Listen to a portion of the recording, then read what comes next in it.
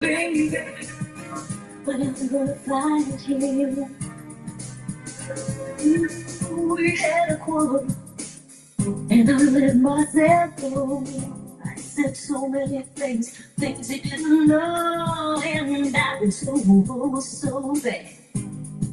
I don't think he's coming back. Mm. He gave the reasons he should go. And he said things he hadn't said before, and he was so late. Yeah, I don't think he's coming back. Coming back. I need too much time, wasted too much time. Now I'm here and crying. I'm a woman, I can't find my baby. And I don't know why. Why he's gone away, and I don't know where he can be. My baby, but I'm gonna find him.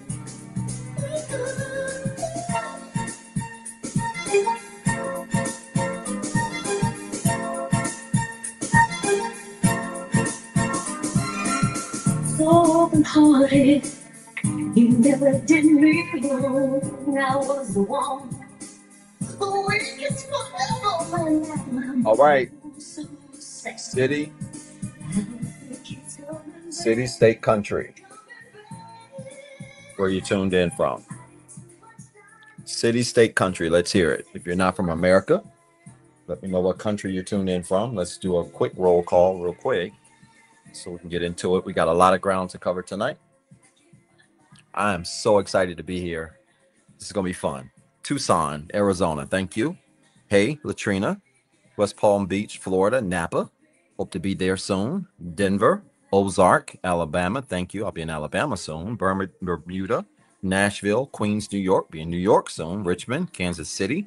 Cincinnati. Thank you. Atlanta. Thank you. Always. Colonial Heights, Orlando, Florida. LA. Hope to be making an announcement about LA soon. Texas. Thank you so much. Houston. Miss y'all. Raleigh, Wichita, Kansas. All right. All right. Houston. Ashland, Toronto, Canada. Thank you so much, Adrena. Good to see you. Always. New York. Houston again. The Point area, California, Columbia, South Carolina, Atlanta, Mississippi, Denver, Toledo, St. Louis. All right. Y'all tell me where you're from and then share the video. That's all I need you to do. Tell me where you're from. Share the video. We got to get ready to get into this tonight. I've got some ground to make up tonight, but it's going to be good. Orlando, what's up? O'Neill, always. Thank you, brother. Pembroke J, am I saying that right? Alan Gal, thank you for always tuning in. Faithful viewer. Chicago, Detroit. Thank you, Kaya. New Orleans, appreciate you. Where is here, Sonia? Orlando, not sure. Looking at Orlando, between Orlando or Miami. Yes, the DMV was awesome, Courtney. Thank you so much. It was an honor to be there. I really appreciate your support. Brooklyn, all right. Bermuda, that's right. Thank you so much. Cleveland, Mississippi, Atlanta again. Wow. Columbia, St. Louis, Cleveland again. LA. All right, DC. We're gonna get ready to get into this because I've got to get into some stuff tonight. Trinidad and Tobago, that's where I want to come. Harlem, I'll be there 3 weeks. DC, New Jersey, Atlanta, Fort Worth, Lafayette, Alpharetta. Hey, Brittany, appreciate you. Duval, DMV, appreciate you. Looking to see you when you come here or near the area, Sonia. Okay, we'll make that happen. Huntsville, what's up, brother Jonathan? You got a couple of weeks, brother. About to throw in that single hat. I'm proud of you. Can't wait to support you. Gastonia, Watts, California. LA. Hey, y'all, share the video. Views are low tonight. Y'all know I'm out the algorithm, but I went viral again on TikTok. I be going viral and I'm out the algorithm. It's so funny to me. For real. Hey, Renee, good to see you. Horn Lake, Mississippi. I don't know where that is, but I bet they got some good food there. Fort Worth, Texas. Australia. Thank you. Wow. The Aussies are tuned in. Thank you. The DMV was out of this world. Insanely good. Hey, Yvette from Charlotte. Good to see you. Yeah, DMV was crazy good. Barbados, West Palm Beach. I know that abbreviation well. Hey, Ashley. Yeah, DMV was just crazy. Alameda. Hey, Charla. Appreciate you. Always tuning in. Hey, tell me where you're from. Share the video. I need you to do it. I'm just warming my vocal cords up because I'm gonna be screaming a lot tonight. Um, Ab- Ad- Addis Ababa. I've heard. I've never been there. I have a client from there, but thank you so much for tuning in. I really appreciate that. A long ways away. High Point, North Carolina, Indiana, Spartanburg. All right. Yeah. This is gonna be good. Um, a lot of fun for sure. Where's my daughter at? Trying to her my daughter. A lot of fun for sure. Columbia, DC. Yes, yes. All right. Let's get ready to get into it. I'm so excited to be here tonight, and this is going to be fun. So I need you to go ahead and like the video, share the video if you haven't already. Tag somebody, invite them, tell them to tune in, because we're talking part two of the anxious and the avoidant. And I'm not going to do a lot of announcements tonight. I'll do a few. I'll sprinkle some in. The most important things that I need us all to remember is I'll be in Harlem, New York, in I think approximately 3 weeks. Approximately 3 weeks or so. I'll be in Harlem, New York, and that's going to be a really good time. And so I need all of you to support. If you're in the New York, New Jersey, Connecticut, whatever area up that way, I need you all to support. That's literally about 3 weeks away, and it's crazy how we got here so fast. And so I need you to support. My numbers are low right now in New York, and it doesn't make sense because I have a nice following in the New York, New Jersey, Connecticut, Pennsylvania areas. And so I need you guys to really support the tour there, and I would greatly appreciate it. Small team there, but building that's doing a great job. If you want to volunteer and be a part of the New York tour, or the New York tour stop, you can send an email to info@zebthethird.com. That's info@zebthethird.com, and put in the subject line self-awareness tour NY volunteer. All right, self-awareness tour NY volunteer. And we'll connect you with the awesome staff that's doing a great job of getting things together for us there. All right, and so I don't know why my stuff is acting weird tonight. Let's see what's going on. Oh no, we're gonna get this soundboard. Let's see what's happening. Something's not acting right.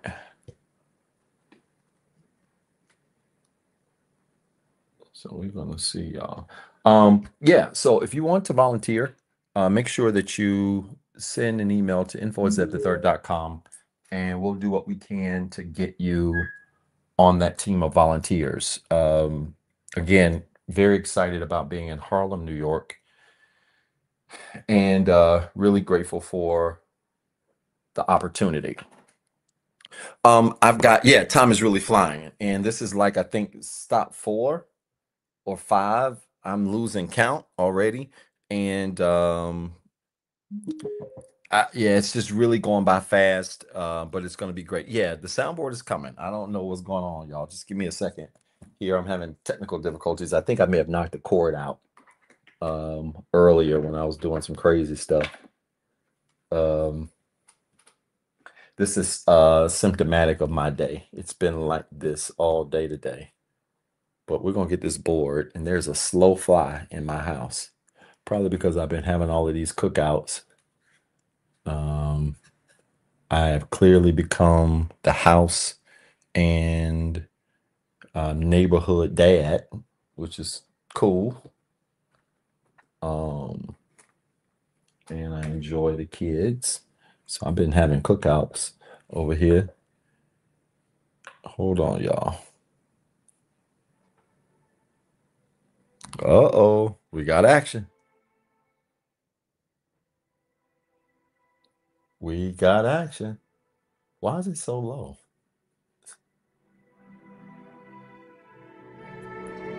We got action.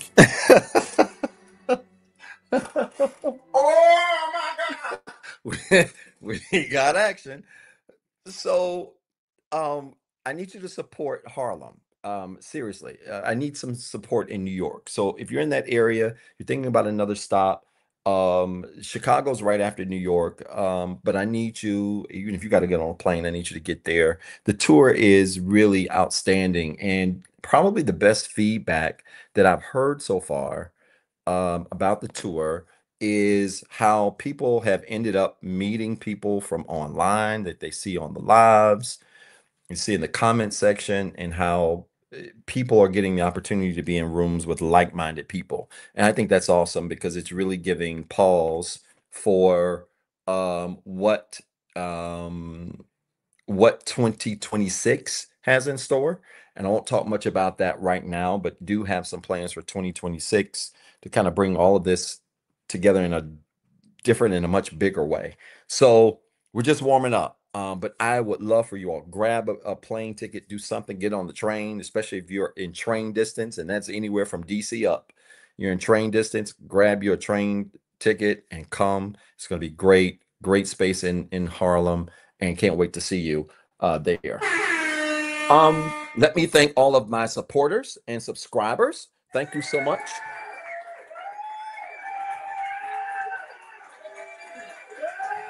Thank you so much for your support. I appreciate all of your support. Incredible conversations. Every Monday, I meet with subscribers on Patreon and Instagram. And we have our own separate lives on Monday. And I had an incredible live this past Monday. And so if you're not subscribed and you want some extra work, highly recommend you take a look at the subscription services. The links are in my bio. You'll see the moderators posting those as well. Thank y'all so much. And be a part of that community. That community is really growing, and really excited, and would love to have you be a part of it. My goal is to have 1,000 subscribers by the end of 2025. And really good community, next level conversations. We definitely had a next level conversation Monday, and that upload is available only for subscribers. So subscribe, you can check it out, and tune in with us every Monday. Yeah, like, I agree with that, Naomi. Thank you so much. Always good to see you. I appreciate that. Yeah, I was telling a client, I was really really just having a sentimental moment with a client who asked me this week about DMV and how it went. And she asked me, she said, "Doc, what is the thing that you're most proud of about the tour?" And I said, it's meeting people and hearing people say that you are as genuine and better in person than you are online. And that probably doesn't mean much to many of you, but having met some of these people that we see on the internet, the filter definitely be filtering, number one. And number two, people ain't always the same offline. And so when people say that to me, it means I'm doing something right. I ain't just talking this talk and then you meet me in person and I'm some other kind of weird dude. And so that's always good feedback, and I'm grateful for that. So thank y'all so much for that, and really means a lot. Now, I got more announcements. I'll get to it, including group work for kids. Hey, that's coming up next week. If you have not signed up your child for group work for kids, I need you to do that next week. And it's going to be popular. Yeah, they tried to clown me. They were shocked. All the short people were shocked. I was so tall. I don't know why people think I'm short because I'm on a camera every week. People were surprised that I'm 6'3". People were like, "Wow, you're tall." Yeah, what did you expect? So I don't know. It was just really funny, but the DMV was great, and just appreciate all of your support. Let's get into it. Tonight, part two. I want you to type in the chat the anxious and the avoidant, part two. Hey, before we get into it, let's put it up on the screen. I need you to support the show. I need you to support the show. The ways to support the show are on the screen. You guys get a great job of supporting last week. I really appreciate that. If I say something that makes sense to you, that you would like to support, you may see people drop salads in the comments. That salad simply is indicative of people supporting the show by the ways on the screen or encouraging you to do so. That salad goes towards me getting lunch, though I have not eaten much lunch this weekend. I've been catching up, but I'm good. I'm doing some intermittent fasting, which is something I do regularly anyway, but needed to kind of gear up for this weekend. Some plans this weekend. So yeah, but it goes towards buying me lunch, and so I want you to support the show. Now, let me say this. In the event that you see somebody crazy in the comments, because every now and then, thank you, Naomi the G, you're always the first one. I appreciate you so much, sweetheart. In the event that somebody drops something crazy in the comments, don't respond. Don't go back and forth with people who are sitting in seat 32C. When you're in first class, you have no business talking to people in the last row. So we might get a scraggler tonight that jumps in who doesn't like what I'm teaching. Don't go back and forth with them. All you got to do is drop an eagle in the comments. That's it. Drop an eagle in the comments. And then my awesome moderators, so many awesome moderators. I've got about 5 or 6 moderators on all 4 platforms that all they do is look for the trolls, the birds, and they shoot them out the air. All right. So just drop an eagle if you see a crazy comment, somebody talking sideways, somebody whatever. I don't care if they yap at me. It don't matter. When I'm in seat 2C, 3C, I don't even be thinking about what they doing back there. I be telling the attendant, hey, hurry up and close the curtain. Oh my God. Doc, don't you think that's a little arrogant? No, I work to get up here. And this is how you ought to feel about your healing journey. When you've done this work and put your life in first class, don't concern yourself with what's back there. Fact, tell them to hurry up and close the curtain. So don't go back and forth with the birds. Just drop an eagle. We'll take care of them. All right. So the ways to support are on the show. You know how this goes. Those of you that are not new, you know how this goes. Those of you that are new may not. According to how you support the show, will determine whether or not we leave it up. If we don't leave it up, because you all didn't support, we'll leave it up for subscribers, and you can subscribe and see it there. But this is so that you can participate in your own rescue. Y'all got to stop not participating in your own rescue and stop expecting everybody to save you. You got to invest in your own saving. All right. Now, the anxious and avoidant part 2. Put it in the chat. Let's get to work tonight. All right. So last week we talked about this label intensive environment and how labels have really kind of forced. Oh, by the way, you need a journal. You need some paper tonight. I think I've got a diagram in me. I'm not sure. Tonight might be more talking. We might go back to diagram next week, but we'll see. But we talked about this label intensive environment, and here's the thing. Baby PhD here. Yes, I know that's right. I love degrees. Yes. We talked about the label intensive environment and how people are so attached to labels that they a lot of times don't understand them. But tonight I want to shift gears. When we're talking about the anxious and the avoidant attachment styles, I want to shift gears and get into this concept of validation. Let's talk about the concept of validation, because at the core of so many people, Sam, I had sessions open. They filled really quickly. I may have some people drop every now and then. I do. So just kind of be out on the lookout for that. The sessions filled up within like 13 or 14 minutes. So it didn't take long. But just kind of be out on the lookout for that. When we're talking about the context of the anxious and the avoidant, at the core of all of these styles is this concept of validation. And I want you to record this. The securely attached is the only style that sees validation as purely internal. That's a mouthful. Write it down. Put it in the chat. Put it in your journal. You're going to be the smartest person at the water cooler. The securely attached is the only style that sees validation as purely internal. As purely internal. The securely attached is the only attachment style that sees validation as purely internal. And that's correct. Attachment that is healthy is not external, it is internal. And the crux of the anxious and attachment style in the anxious and avoidant attachment style in the context of validation is that both of them seek validation externally. This is big. You're going to know you're healing your attachment style when you don't need nothing outside of you to validate who you are.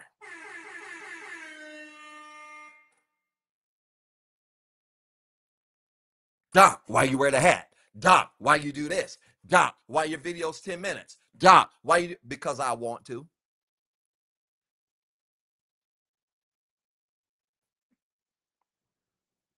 Because I want to. Well, Doc, you haven't always done this. Check my history.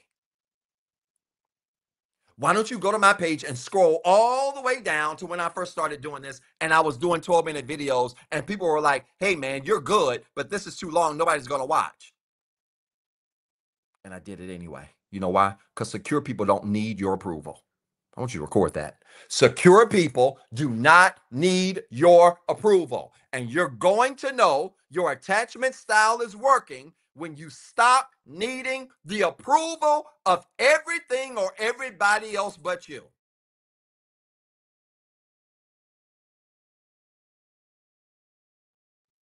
And I'm telling you now, the core of anxious attachment is needing the approval of others. Watch. And the core of an avoidant is also needing the approval of others, but in a different way.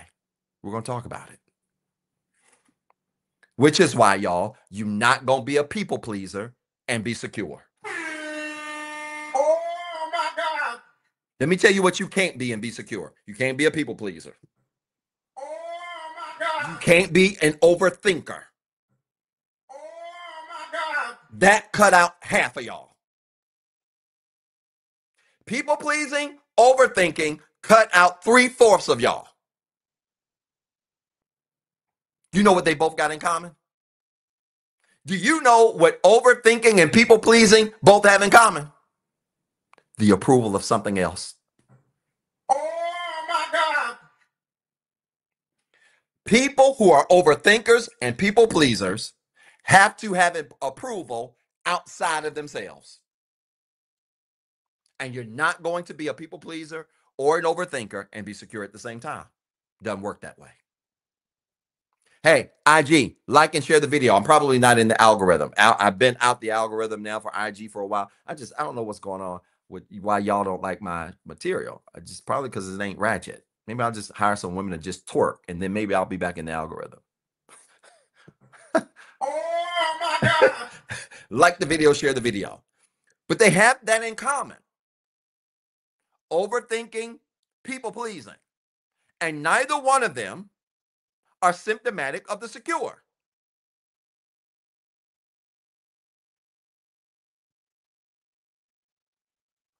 The secure sees validation as purely internal. And the other styles, anxious, avoidant, dismissive, avoidant, blah, blah, blah, all of them thrive on validation that is external to them. Let's talk about this, though. There's a combination I'm going to spend some time talking about on tonight that's just really, you know what we didn't talk about last week? We talked about the anxious. We talked about the avoidant. Hey, you got your diagram? Where's my diagram? Let me get to it. Y'all supporting the show? You got your diagram from last week? We talked about the anxious emotionally. We talked about the avoidant emotionally. You know what we didn't talk about last week? We didn't talk about the anxious avoidant. We're going to talk about that a little bit tonight. Imagine being both of these. Oh my God. Imagine being a person who is comfortable with expressing themselves, but has no boundaries, especially when it comes to the things they want. But when it comes to the things that they're afraid of, they go from expressing themselves to completely shutting down. Just like that. Imagine being both of them. A lot of you are anxious avoidant. And what's crazy about that is anxious avoidant is the closest thing. It's not the same because some of y'all gonna be triggered. It's not the same, but it's the closest thing to being bipolar. You know why? They're on opposite ends of the spectrum. How you gonna care about feelings one minute and then run from them the next? Oh my God. Uh-oh. How you gonna care about what people feel and what they want and then run the next? Oh my God. That defies the nature of common sense. You can't pull a rope. Get on one end, pull that side hard. Get on this end, pull that side hard, and keep pulling without that rope what? Snapping. And let me tell you something.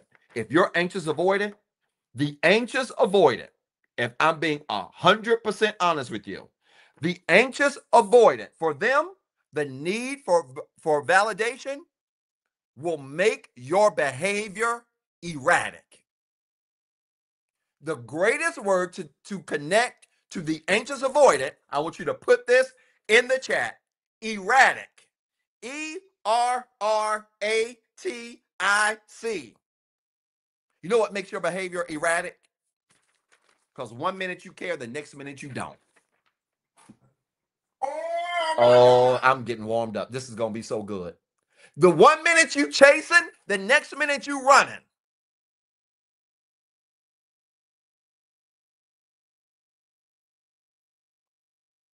One minute you have no boundaries, the next minute you run and think you setting a boundary. Erratic. And you know what? Anxious people have their quirks. I get it. Avoidant people have their quirks. I get it. But if you've ever been with or dated an anxious avoidant, it is the closest thing to you feeling like you're losing your own mind because they can't make up their mind. Oh my God. Did y'all hear what I said? When you connect with anxious avoidant people, you'll feel like you're losing your mind because they can't make up theirs.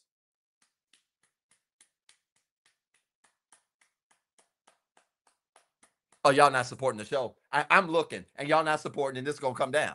I will say this for subscribers because I'm going to go deep tonight.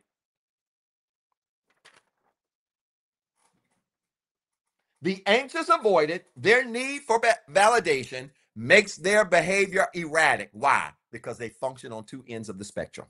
On the one end, they're boundaryless. On the one end, they are overly caring to a flaw and to a fault, without boundaries, without self-protection. On the other end, they'll shut down, they'll cut you off, they'll go from loving you to get off of me, they'll go from calling you every day to calling you once a week. Man, let me hit this horn. Oh my God.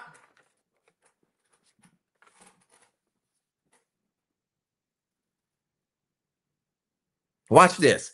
And don't be anxious, avoidant, and immature at the same time.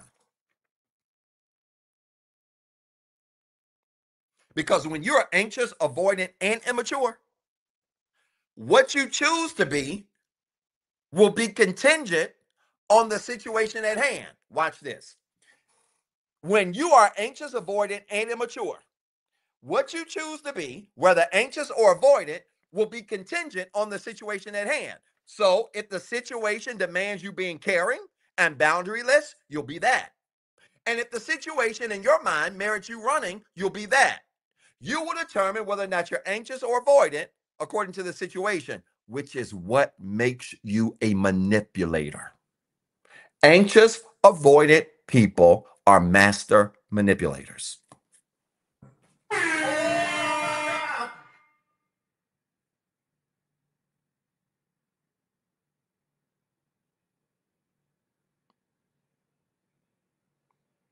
Master manipulators.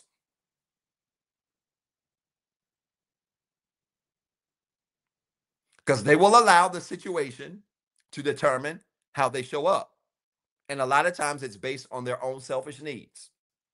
It's based on their own selfish need for validation. It's based on their own selfish and broken validation meter. They don't recognize that validation starts inside. So they get it whatever way they can. Either they'll get it by being anxious, they'll get it by being avoided, or they'll get it by trying to be both.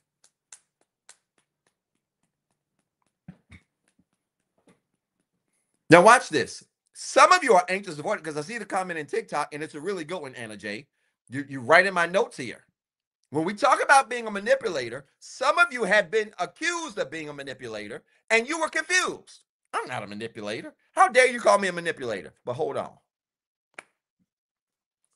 When situations went left or things went down, did you allow your response, your emotion, to be contingent on the situation? Did you allow your emotional response to be contingent on your need or what was appropriate for that moment?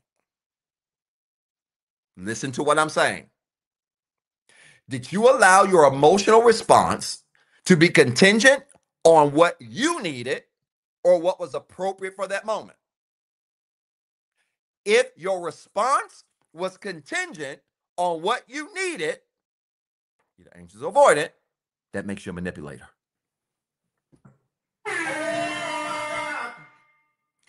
If your response was based on what was appropriate for the moment, that makes you healthy. That makes you healthy.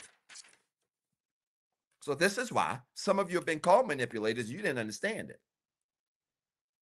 So you didn't realize that the version of you that showed up was so very much so very much contingent on what you thought you needed in that moment. And that's what made you a manipulator. That's what made you come across as fake. Oh my God.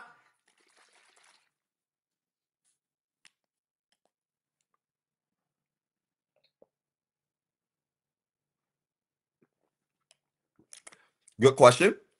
In the chat from Miss Tracy, the lady who makes my hats. So good to meet her and her awesome daughter at the DMV. What if what you needed was peace? Great. You can need peace. I don't have a problem with you needing peace. But why do you have to use somebody else to get it? Oh my God. Hey. If you have to be anxious to get peace, you're using somebody else to get it. If you have to be an avoidant to get peace, you're running from something you should address in order to get it. That makes you a manipulator.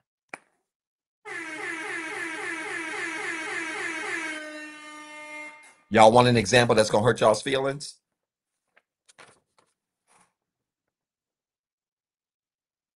Let's talk about good old-fashioned communication. Let's talk about good old-fashioned communication. You want an example that's going to really free you? Let's talk about communication with an anxious or an avoidant person. Communication with an anxious person, they're not going to let you go until you talk to them. They're going to demand that you talk to them and talk it through with them and that you hear their voice and their opinion. They're going to try to hear yours, but they're going to demand, they're going to try to make you communicate. Why? Because their need to feel accepted and validated is connected to their desire to communicate. And it doesn't really, they don't want to give you a choice. They feel like you have to do it because they need it. No boundaries. They can't take no.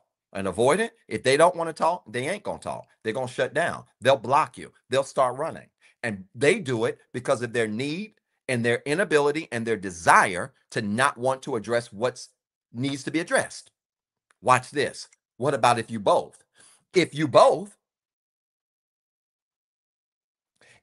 are both, then you're going to determine whether or not you want to address it or run according to what you need in that moment. That makes you a manipulator.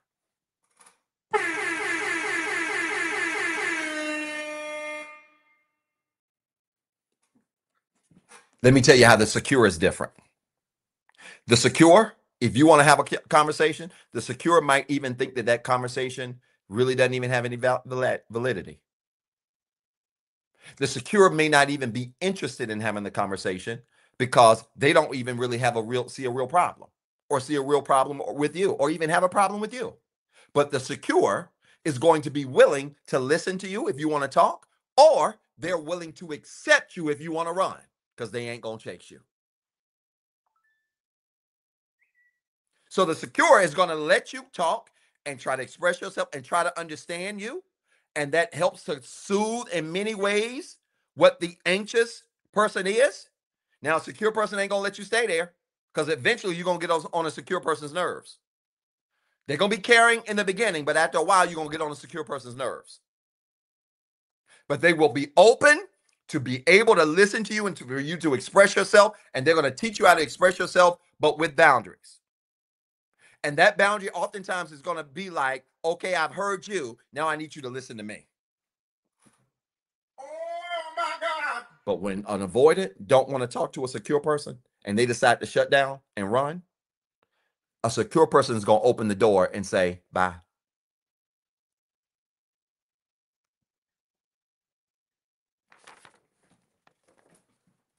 Secure person gonna be like, okay, cool. I mean, hey, I would love to talk. This ain't attitude. This ain't being passive aggressive. I would love to talk because the secure in me can hear your opinion, just like you ought to be able to hear mine. But since you can't and you choose to run, hey, I wish you the best.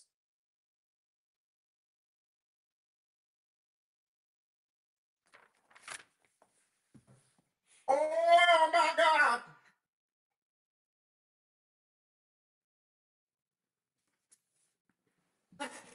So the anxious avoidant, let's describe them as erratic behavior. Let's do this. Let's go ahead and get a chart for this. I can make a quick little chart for this. Y'all got some white paper, plain paper? I hope I got some here. I have to get up. Pull a Keenan Ivory weigh-ins. No, I got all shorts. Oh my God. Let's make a chart here.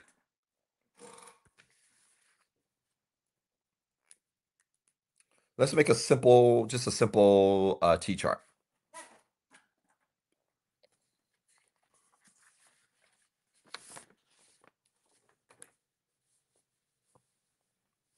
That's a really good question, Tiff, one of my awesome moderators and the site coordinator for Charlotte. Is this in the moment or just overall? People don't talk. Like sometimes I need a second. We can talk, but give me a moment if I'm hot. That's fair. I think that's totally fair. There's a real thing where people can bother you and you can be securely attached, but you need a moment. There's nothing wrong with that because here's the misnomer or misunderstanding rather about being securely attached is this idea that because I'm securely attached, I don't have a right to get upset. I had a person question me being secure because they did something that pissed me off. I thought you were secure. I am, Dodo. I'm human too. The difference between me and you is that I can be secure and respond when I get upset. When you're anxious, when you get upset, you react and not respond. Your emotions tell your thoughts how to think. My thoughts tell my emotions how to feel. But it does not mean I cannot feel. And let me help y'all. Let me help some of you secure people as you're drawing your T chart. If you are securely attached, I don't believe a lot of you are. Y'all might think you are. I be challenging you. Remember, I told you less than 20% of the world's population is securely attached. It takes a lot of work to get here. But let me tell y'all something. If you securely attached, I need you to know something. Do not let broken people gaslight you. Oh my God. Doc, I can't believe you use the word gaslight. Yeah, it's appropriate, actually. Let me tell you a little bit about secure people problems. When you are secure, you've done the work to heal, and you deal with anxious or avoidant people that ain't done the work, they'll have you questioning your work because you are human and can feel pain. Some of y'all ain't gonna understand what I'm talking about right here. This gonna go over your head. I'm only talking. In fact, put in the chat in all capital letters, levels. Let me take y'all to the second level on Emirates real quick, where the showers are and the lay down seats. You ready? There's such a thing when you do this work and heal, that people who have not done the work will question the work you've done because you're human. And that is the epitome of gaslighting. And if you're not careful, you'll walk around thinking, man, maybe I'm not secure. Maybe I haven't done the work. Not me. Mm-mm. If you anxious or avoidant, you can't tip me off.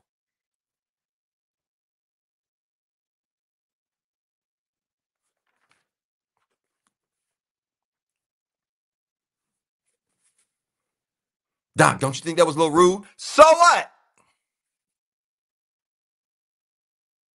There's levels to this.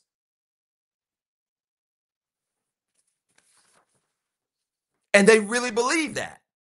And they don't realize that while they are trying to gaslight you because you've done the work and they're trying to make you feel some kind of way because they haven't done the work you've done, they really keep doing it and end up gaslighting themselves. I call it the carbon monoxide syndrome. This is wild. Oh my God. Put in the chat, you ain't heard this nowhere else. The carbon monoxide syndrome. Put it in there. You want to know what that is? Doc, where you come up with that? The carbon monoxide syndrome is when people try to gaslight you, but end up choking themselves.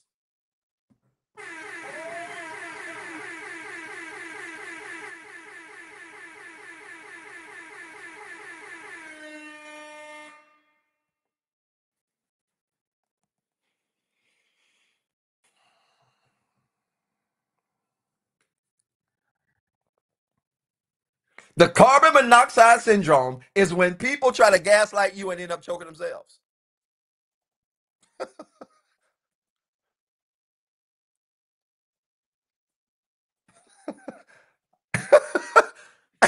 That was salad. Hey, y'all ain't supporting this show.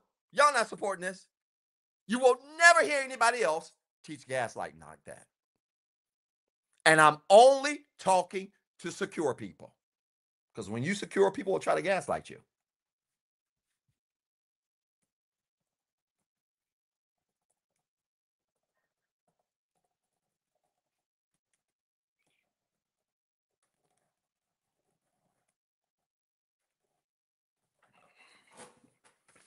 Make your tea. Real quick.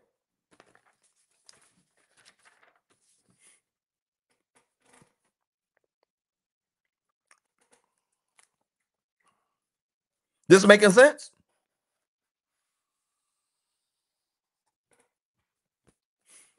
Make your tea like this. And let's just do 3 blocks. Anxious. No. Anxious, avoidant. Anxious, avoidant. Yeah, let's just do 3 blocks. 3 big blocks. I'll show you what I mean.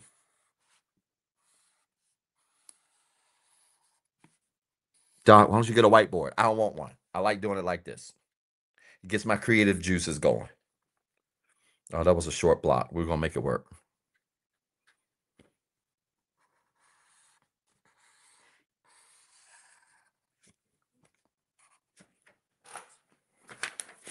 Okay. Make it look like this. Make it look like this.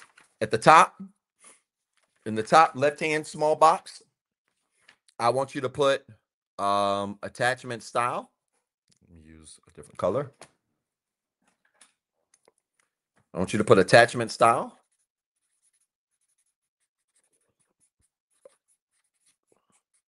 On the right side, I want you to put behavior. Let's talk about some behaviors tonight. Attachment style, behavior. First one we talked about, anxious avoidant.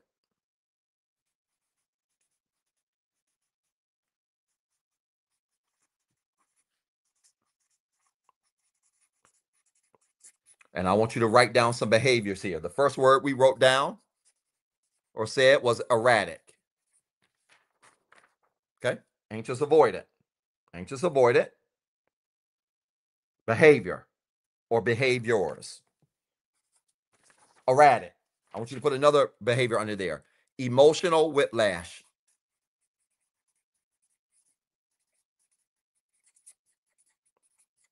Some of you with partners that's loving you 1 minute and running from you the next. They probably anxious avoidant. It might be borderline toxic. Emotional whiplash. 1 minute they chasing, next minute they running. 1 minute they have no boundaries, next minute you can't touch them.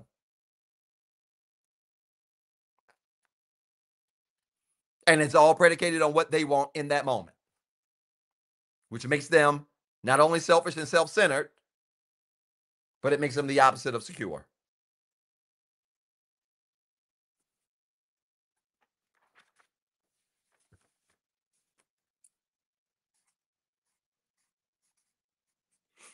Another behavior I would put here.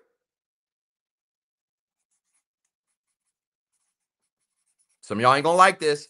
Deceptive.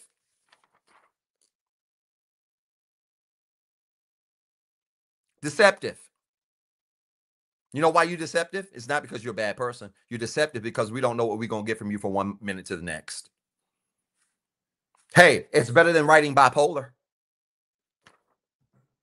Oh, my God. It's better than writing schizophrenic.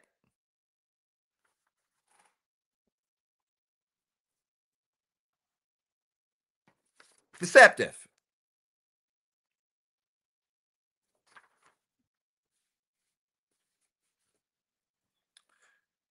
Also, lastly, manipulative.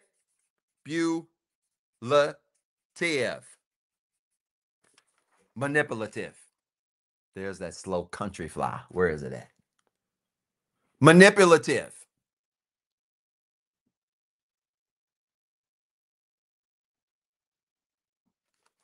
That's what you're dealing with when you're dealing with somebody that's anxious avoidant.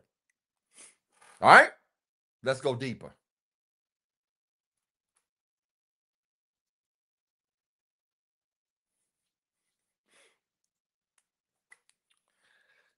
Let's talk about the avoidant and their behavior in the context of validation. And can you see why this might be poisonous if you take an anxious and an avoidant person and put them together?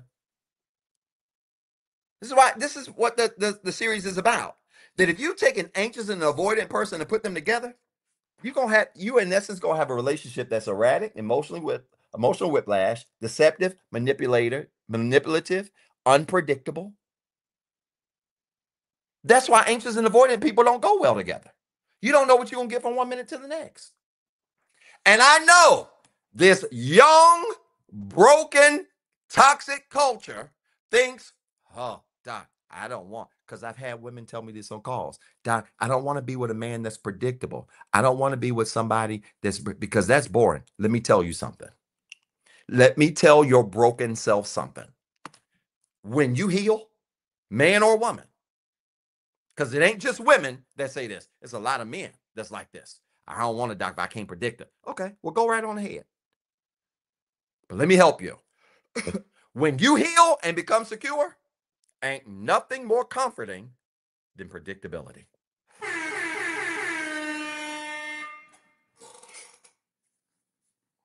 And this is how I know many of you are broken and got some growing to do because you think being unpredictable is attractive. It's not only toxic, it's broken, it's immature. And when you healed and sitting in seat 2A, now I need to know what's sitting in 2C. I don't want to guess over there. When I'm in 1D, I need to know what's in 1F. Oh my God. That's what I need to know. I found out that when you heal, you admire predictability. You admire words like predictability and security and stability and comfort. Did y'all hear what I said? Predictability, security, stability, comfort, not having to guess how they going to be today, how they going to show up tomorrow. Hey, you healed men and women, let me help y'all. You gonna know you talking to a mature, healed woman or man when they start admiring your predictability.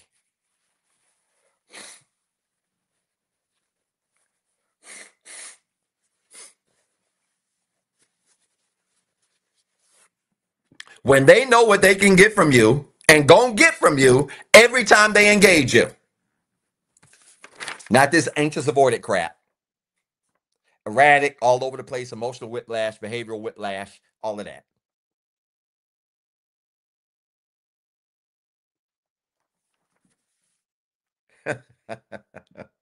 Hey, if this is making sense, I want you to type in the comments levels. Because there's a lot of immature people that just jumped in and jumped on out the room because this is too much. You still in your toxic, broken, dumb season.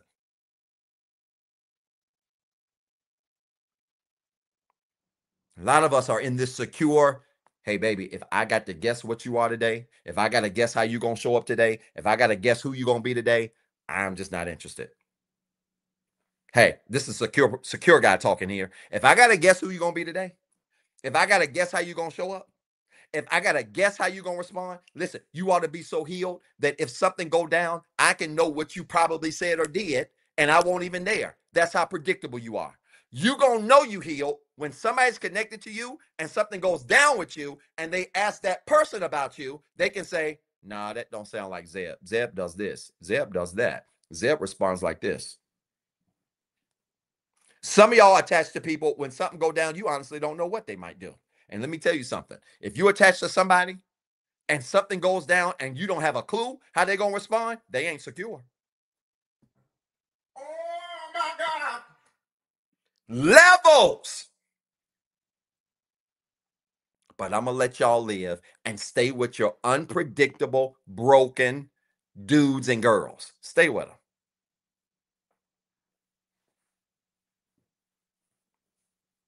No, in fact, it is so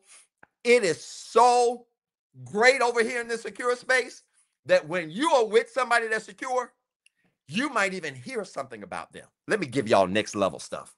You might even hear something about another secure person that you're attached to, but because they are predictable, because they are reliable, because they are consistent, because they are dependable, because you know what you're going to get with from them from 1 minute to the next, you can hear something and even tell if what you heard was right.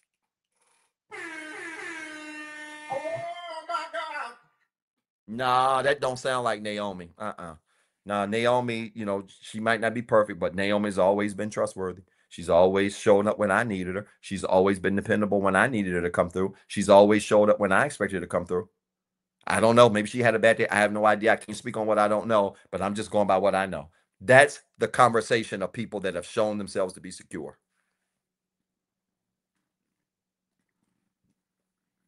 Your greatest attribute in this season is to grow to be predictable. The real flex is predictability. In fact, you ought to be so predictable in your relationships and friendships because this applies to friendships too. Some of y'all got anxious avoidant friends. That's why some days they calling y'all and some days they don't want to have nothing to do with y'all. Some of y'all got anxious avoidant friends, and that's why some days they all open and want to be under you, and other days you can't find them. And then when you do reach them, they say stuff like, "Well, you could have called me." Oh my God. So it applies to friendships too. You ought to be so predictable in your relationships and connections that people know what version they're going to get from you at all times.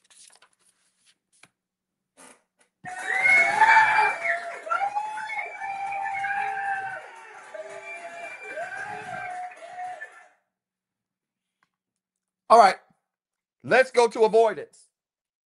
Let's talk about their behaviors. This should be evident.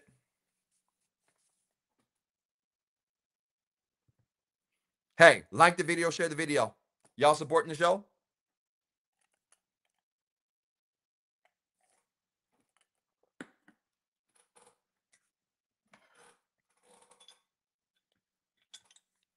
Let's talk avoidance. I be shaking up this water and don't be meaning to. You know, this certain company has not called me yet. That's okay. It's gonna be hard for Doc to break mainstream because I be laying everybody out. I don't like men, women, show women. I don't like none of y'all. I like the truth. It's kind of hard to get sponsors when everybody get it.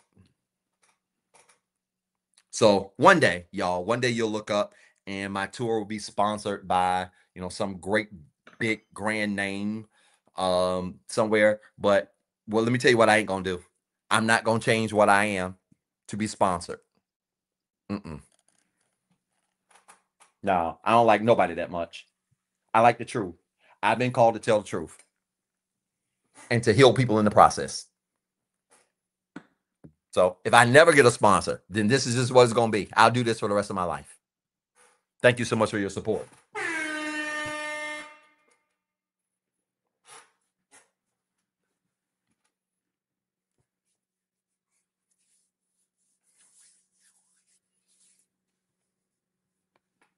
Okay, let's talk about the avoidant. You ready? Oh, I absolutely will be genuine. Doc gonna be who he is. I love it here. This thing right here, called my skin. It feels great. Hey, let's talk avoidant. Let's talk about some of their behaviors. Well, that's the obvious. Runners.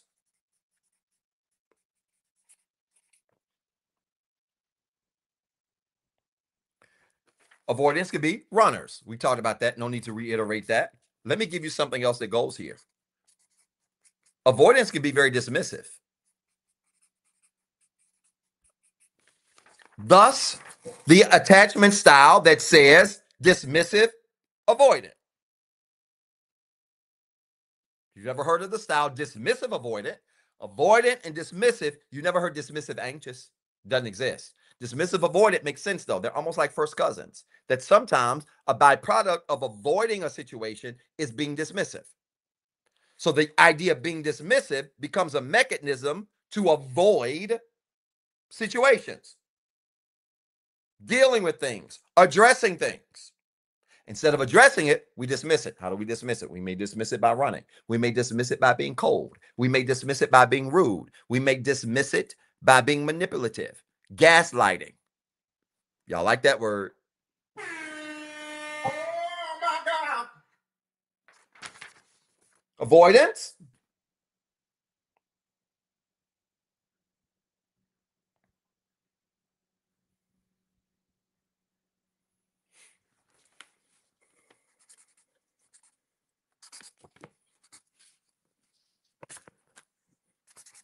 This one's big. This one's going to set somebody free. Avoidance are unable to process fear.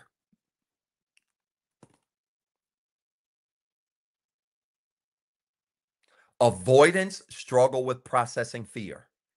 And when something is, they're afraid of something and that fear overwhelms them, they'll dismiss it, they'll go ghost, they'll avoid it, they'll run, they'll fall flat off the face of the earth with no explanation. Somebody mentioned in the comments, thank you so much. I played for Team B, stonewalling. Very good. Right? Will absolutely do it because they can't process fear. The anxious, when they feel fear, they panic. We'll talk about that in a second. But the avoidant, they don't even like the idea of having to deal with fear. Before they even have to deal with fear, they'll just dismiss you or ghost you. That's why it's nothing for a dismissive or anxious or an avoidant person. It's nothing for them mid-relationship, mid-argument to disappear and you never hear from them again. I've gotten into it with avoidance and they send me a message and I send a response. And maybe they don't like what I say. They send me, I send back a response or an explanation, and then you tell what they don't like because then they just stop. You ask them a question. You've been asking questions in your response. They don't even respond. You never hear from them again. Oh my God. Avoiding all day.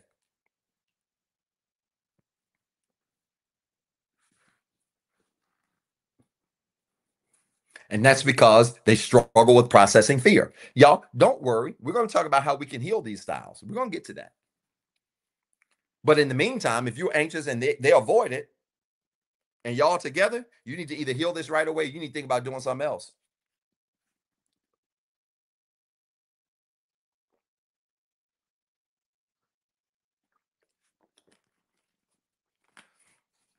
Avoidance,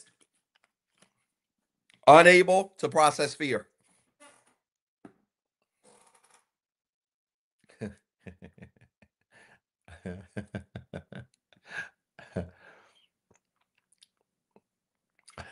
And it's funny. Go ahead and put down here. Let's just put down here anxious, because that we know that's the third one we're going to talk about. I want to introduce some of these things as I'm wrapping up avoidant. Go ahead and put anxious down in that last box.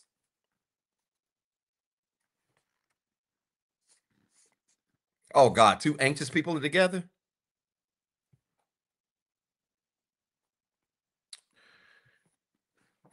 Two anxious people together.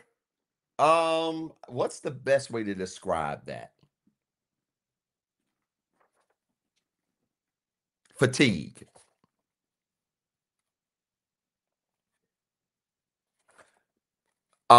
Emotional roller coaster. Yeah. Except, yeah, emotional roller coaster. I was gonna say, except it just maybe just goes down. But no, it just goes like this. It's just like this.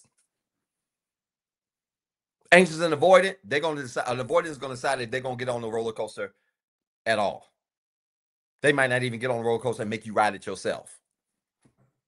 Oh my God. I got a better one than that. The avoidant will be on the roller coaster with the anxious and be like, let me off. I don't want to do this no more.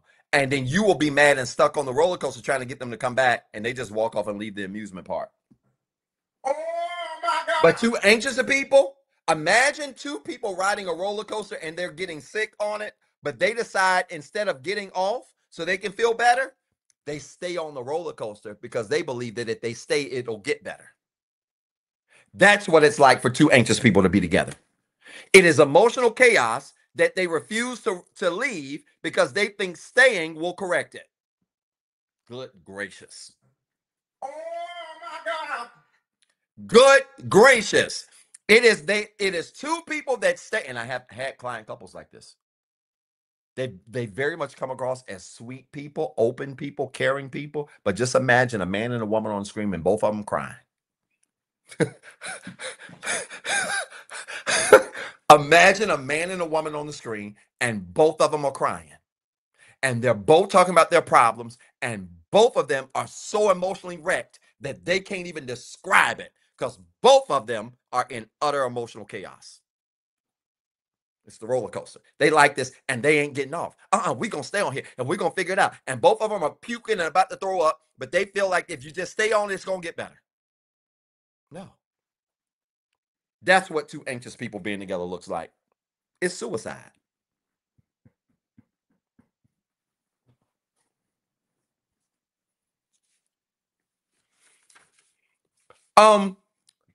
When the avoidant feels fear,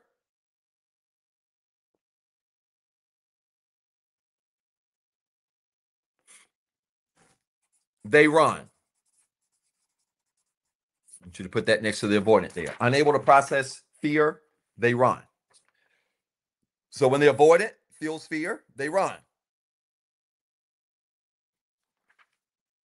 And I'm with that, Miss Tiffany. You must be just tuning in, Miss Tiffany, because she said on YouTube, as a secure person, I can deal with an anxious person before I deal with an avoidant. I literally just talked about that a few minutes ago. So maybe you're just tuning in. Because when you look at all of these, anxious avoidant is an absolute no. Avoidant, no, because you will never get through. An anxious person, yeah, they got some emotional chaos with them, but at least they're willing to try. And you got to teach them how to have boundaries so that they can try in a healthy way. It's the best of the three. It's the lesser of the three evils if you're secure. Absolutely. And we said that earlier. Very good there. Hey, the avoidant is unable to process fear. The anxious, when fear comes, Watch this. They chase. Oh boy. When fear comes, they chase. Y'all, let me just say this. Doc used to be anxious a long time ago. Mm, mm, mm, mm, mm. Gosh, you talking about a bad look to chase something that's running from you, to chase something that does not want to be accountable to you. You talking about a bad look.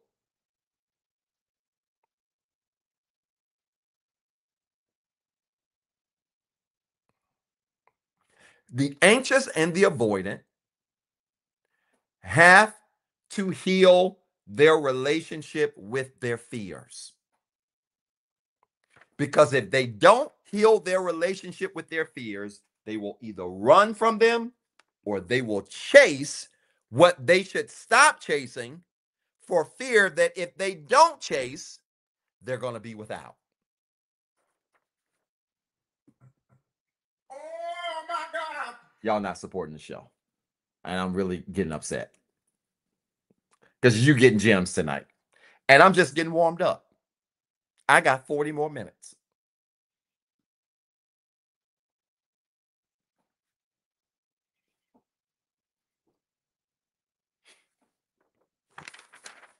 The anxious.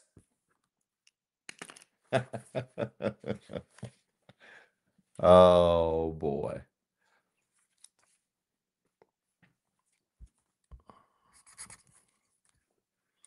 Behavior. I want you to write under the anxious side.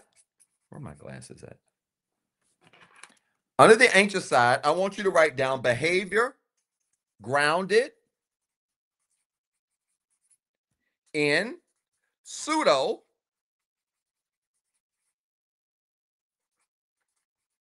care. I'm going to explain this. For the anxious, their behavior sometimes is grounded in pseudo care. What's pseudo care? The word pseudo means false or fake. Because anxious people have poor boundaries, tend to be people pleasers, overthinkers, etc. When something goes left in a situation involving them, they might do things under the guise of, I'm doing this because I care. No, you're doing it because you're broken. You're doing this because you're broken.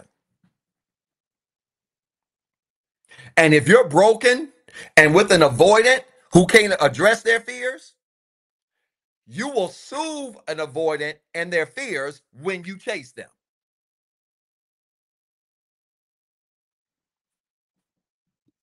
Y'all, how can I say this? Lord, how can I say this? Thank you for your support.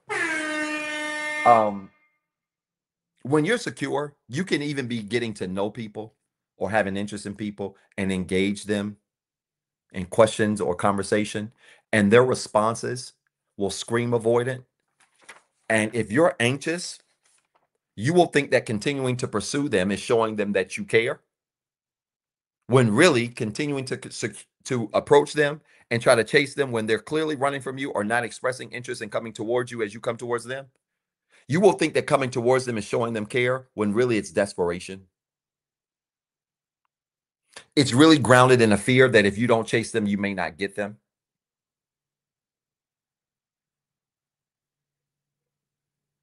And this is how secure people function. When a secure person sees that an avoidant person is running, they may have interest, but they're going to let you run and let you figure that out. And if you never figure it out and never come back, then I guess it ain't meant to be. Oh my God. You can be cute. You can be 6'6" and a six pack of abs. You can have all of that. But if you secure, you're going to let him or her run and do what they got to do until they figure it out. And that they never figure it out, I guess it ain't meant to be.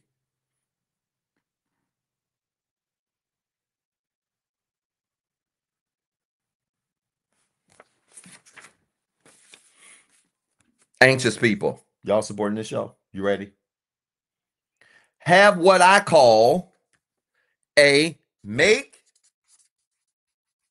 it last forever problem.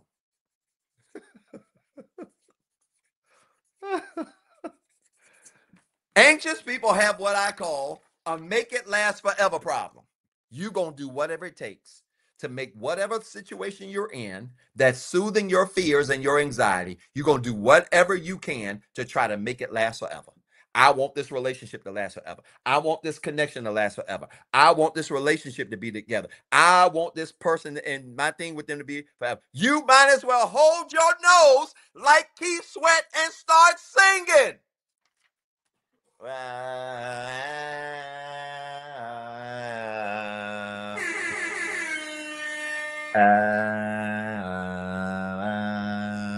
Make it last forever and ever and ever. Wow.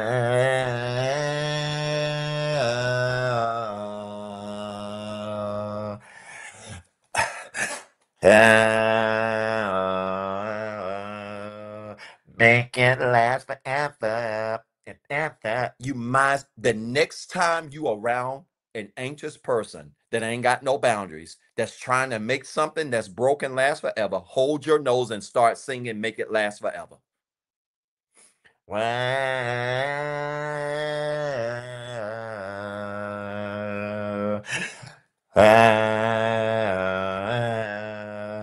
Make it last forever and ever and ever. That's how y'all look.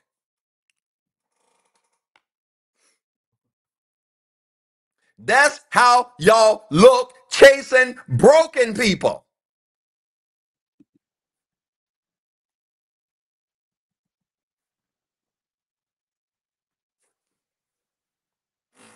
Oh, no, no, no, no, no. Oh, no, no, no, no, no. Oh, no, no, no, no, no. I got to take some deep breaths. Oh, no, no, no, no, no. Oh, no, no, no, no.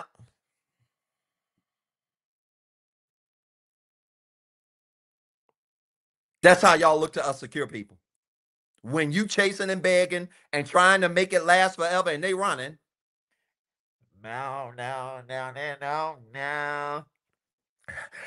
Oh, no, no, no, no, no. You're losing your breath because you're doing too much.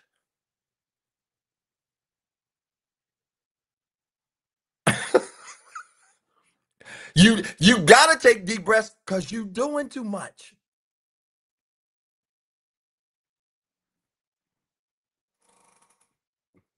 Whoa.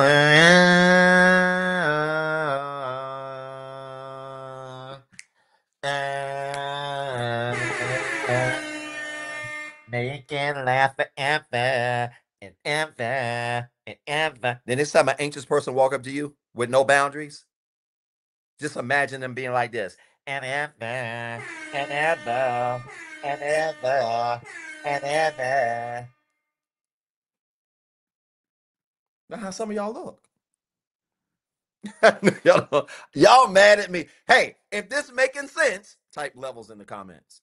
You know I'm the analogy prince. I'm only gonna make it make sense. It's my job.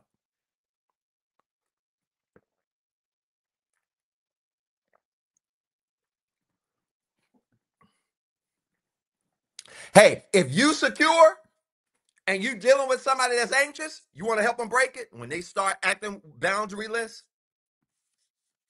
when their behavior is grounded in pseudo care, when they become fearful and begin to leech on instead of establishing healthy boundaries, just be like,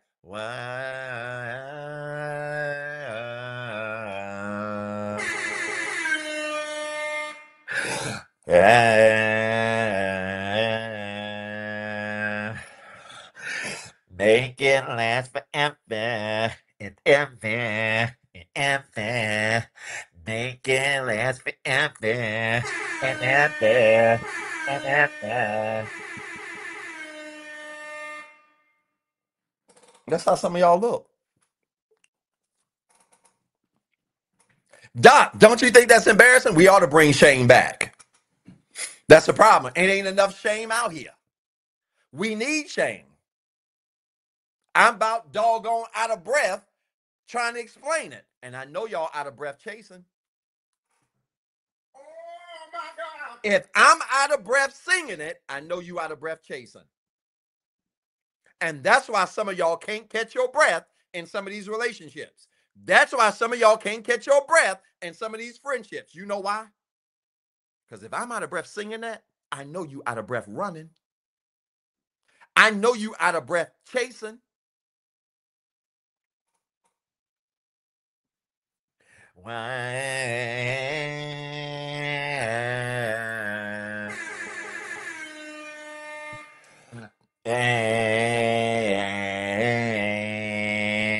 Make it last forever and ever and ever. I like when it be like, and the band keeps playing on.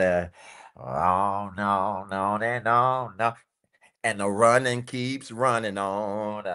Run, run, running on, run. Oh no, no, no, no. All you missing is a body roll. Oh no, no, no, no.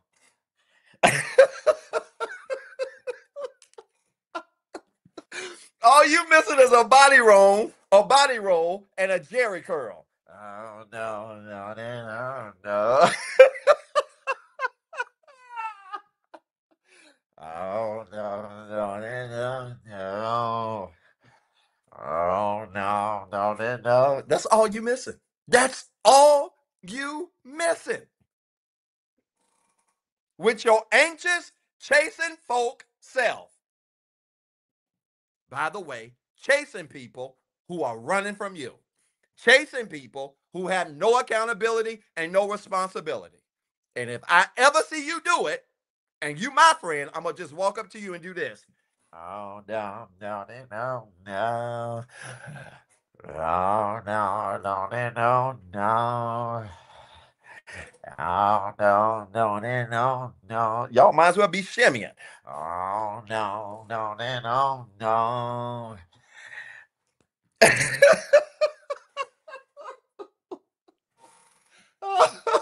I'm serious. I'm serious. I'm serious. Where's the lie? I'm serious. Some of y'all need to screen record this. That's a great idea on TikTok. Some of you need to screen record it. And when you start acting stupid, play me body rolling and holding my nose. Because that's how you look. Oh, no, no, no, no. Yeah, no, no, no, no. Oh, no, no, no, no, no, no, no. Make it last forever and ever. You gotta take a deep breath till you get all into it. And ever and ever.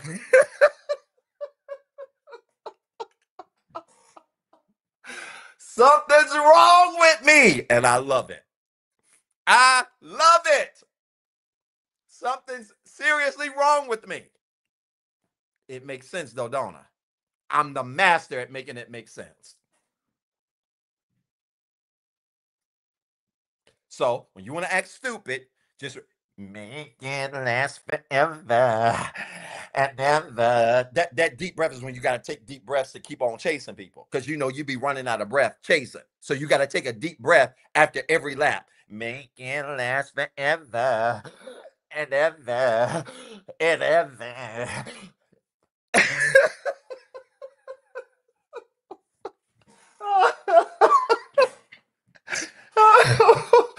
Something's seriously wrong with me, and I love it. I love it. Cut it out. Cut it out.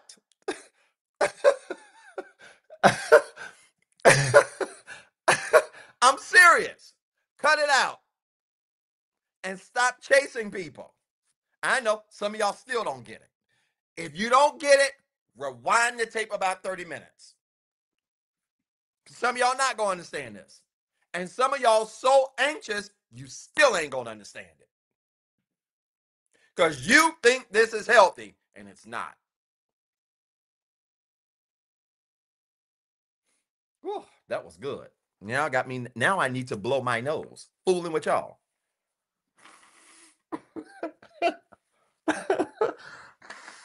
And the band keep playing on.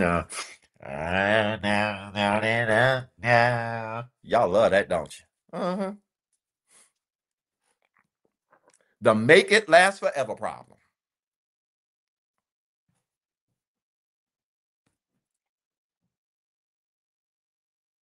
Now, how do we resolve some of this? I got 1040. How do we resolve some of this? I want you to turn your paper. Are y'all supporting the show, by the way? Oh, y'all, I know y'all ain't supporting the show after I didn't clown some of y'all. Singing like Keith Sweat. Y'all real mad now. I know you mad. I don't care. If y'all ain't support this show, only subscribers gonna see it. I don't care. How can we resolve some of this? Take this paper, and I want you to turn it like this, and I want you to write this word down the middle. You ready? This word is called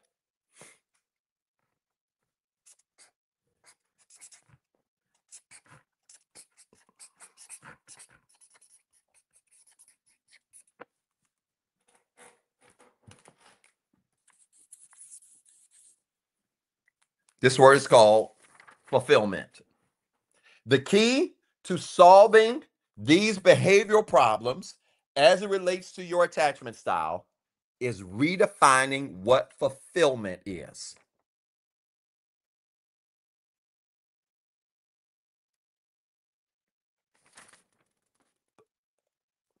Redefining what fulfillment is.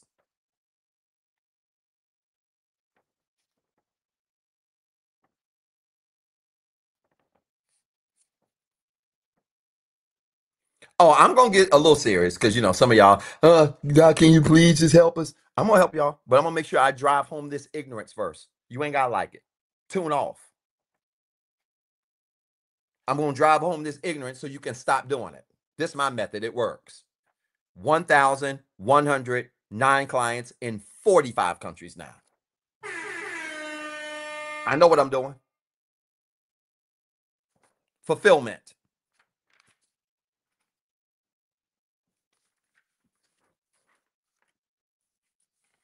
Let's talk about what fulfillment looks like.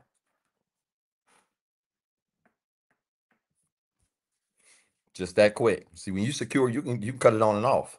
I can make you laugh one minute, I can make you cry the next. It's a blessing and a curse. Okay? Let's talk about fulfillment. The key to a lot of these issues with the anxious, the avoidant, or the anxious avoidant is fulfillment. How am I going to set up this chart? All right, let's maybe do like a Wordle here. Let's do a Wordle here. Just get you a plain sheet of paper, hold it portrait style. Okay, plain sheet of paper, hold it portrait style, and at the top,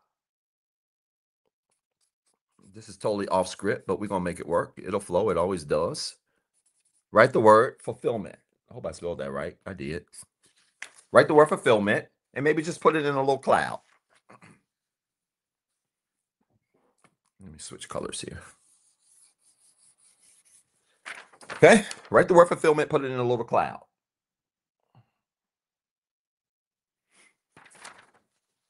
What I want you to pay most attention to with the word fulfillment are these two words: full, F-U-L, and fill, F-I-L-L. To understand fulfillment, fulfillment is the essence. Watch this. Draw an arrow from the word full and write already happened,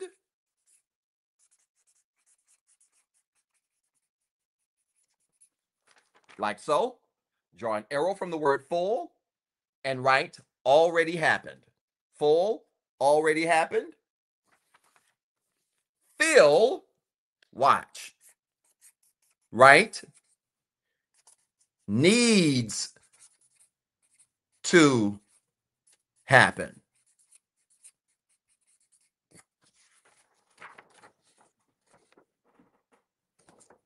So when we're talking about fulfillment, we're talking about two things. We're talking about two things. We're talking about something that has already occurred, and we're talking about something that needs to occur. This is going to be mind-blowing. I need you to follow me. Okay? This is going to be mind-blowing. I need you to follow me. When we talk about fulfillment, we're talking about something that has already happened and something that needs to be happened. So when an order has been fulfilled, when somebody orders a book from my site and it says needs to process, when that order has been fulfilled, two things have occurred. Somebody has ordered the book, already happened. Now my team has to process the order, needs to happen.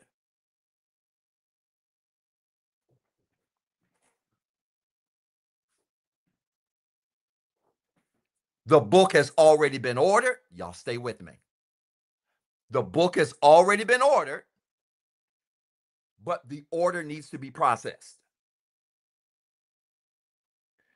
Fulfillment is a combination of what has already been done and what was done later. I need y'all to stay with me here. Because when you get this and the light comes on, you will never see fulfillment the same. So when a person says, I'm fulfilled, that means when they come into a relationship and they say that a relationship has fulfilled me, they are not saying that the person has poured into them. Stop saying that. When you are in a relationship and you say that that relationship is fulfilling you, most people use that term under the guise that the person that they're with is doing something for them. That's partially true. An order is never processed if it's never placed. I don't know if the bells are going off. An order is never processed if it's never placed, which means you're never fulfilled as a person until you do something first.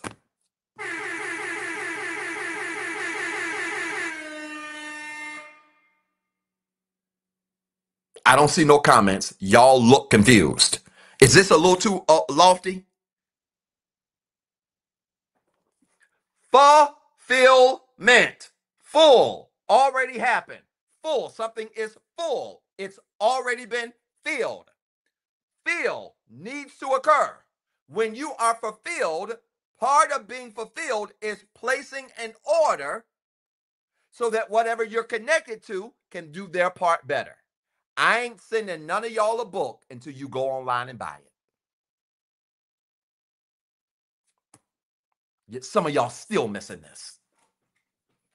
I'm not sending, let me just give you the analogy again. Let's just do, I'm going to be patient. Let me just give you the book analogy again. If you want the book 5 Areas of Healing, which is available on the website, how am I going to know you're going to get the book? You're going to go online and you're going to pay for it. You're paying for it. Already happened. You put something into it so that you can get something out of it. I'm not going to randomly just look and say, oh, wow, Sonia Romero wants a book. Let me just go ahead and just send her a book. That doesn't need to happen if something hadn't already happened.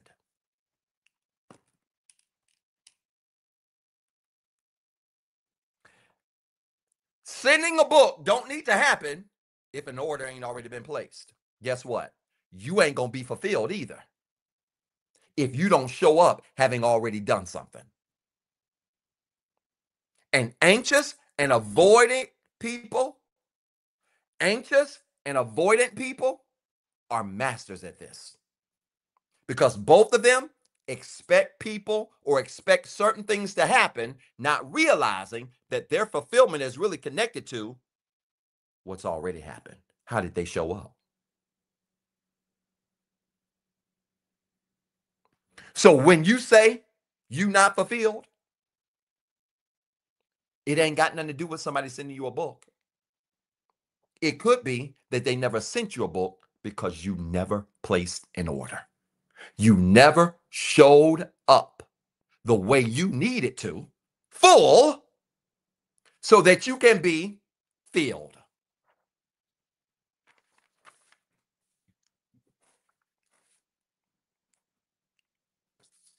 Draw an arrow and just write this down. Under already happened, draw an arrow and put show up full.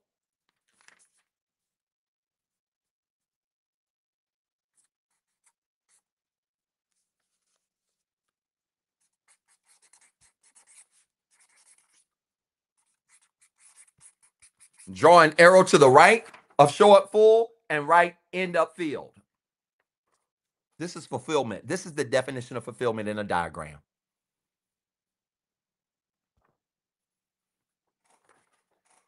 Already happened, full, fill needs to happen. To be fulfilled, if you show up full, you end up filled. Show up full, end up filled. Show up broken, end up broken. Show up anxious, end up broken. Show up avoidant, end up broken. Show up full, end up filled. And here's the beautiful part. You get filled regardless of how they show up. And this is what makes a secure person so brilliant. Because a secure person not only shows up full, but if you don't show up full with them, they're going to be full regardless. Because their sense of fulfillment is not external. Talked about this in the beginning. It's internal. If you show up full, you end up filled.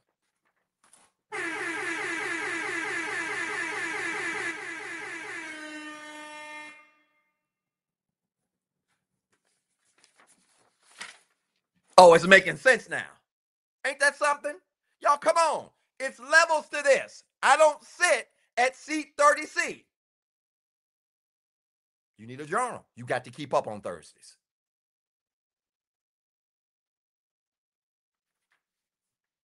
This is the key to breaking this fulfillment. The key to breaking it is showing up already full so that you can be filled.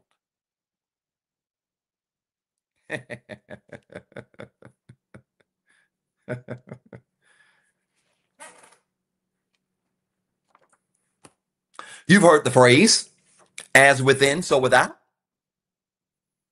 This is another way of describing as within, so without. The whole concept of as within, so without is the idea that if you show up complete inside, then everything outside of you aligns with what's already inside of you. So everything then still starts with you.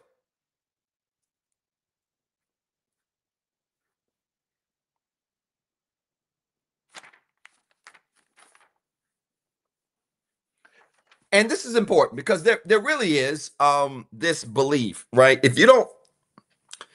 If you're measuring fulfillment from a broken space, right, from an anxious or an avoidant space, if you're measuring fulfillment from that space, then what really makes this problematic is that then there is this, from an anxious or an avoidant standpoint, there's this belief that really fulfillment only comes from what's outside of us, that we can't do this without the aid of someone else, right? The anxious can't do this without the aid of someone, and the avoidant can't do this without the aid of someone. Only the secure understands that the essence of fulfillment is that we focus on showing up as if it's already happened. We've already prepared. We placed an order so that that order can then be fulfilled. We show up full so that we can end up filled. Okay? And so when you understand this, then there are some things you can do to live in fulfillment. Let's do another T chart.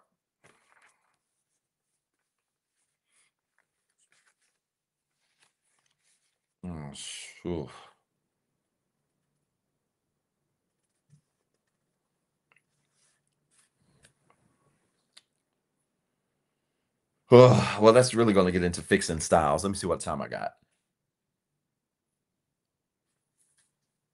Let's do this. No, let's not do another chart. Go to the bottom of this diagram. Let's do this. Let's pivot. Let's pivot. Let's pivot. Because time is not going to let me get into a lot of how we can fix it tonight. We'll save that for part 3. Let's fix it. I want you to draw a line at the bottom of this chart.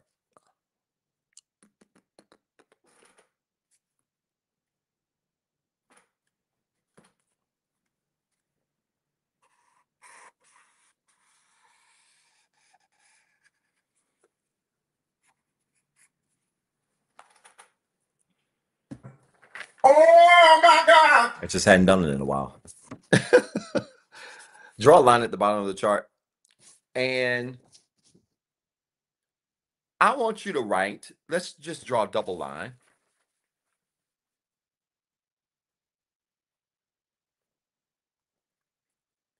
We're going to fill this up at the bottom. Then I'll give you a teaser for next week. Draw a double line here at the bottom of your chart like this.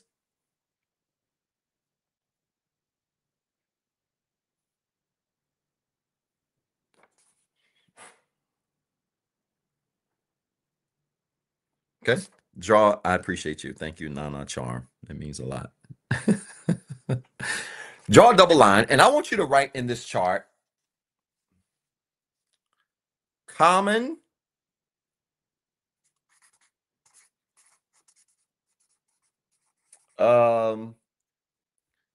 things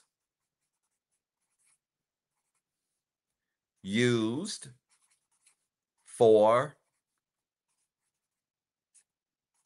fulfillment. Let me give you some common things that people use. Fixing this is easily going to be a part 3, part 4 thing. And I can't wait because I'm going to talk to you guys about how to develop a healthy relationship with asking. I'll just tell you, one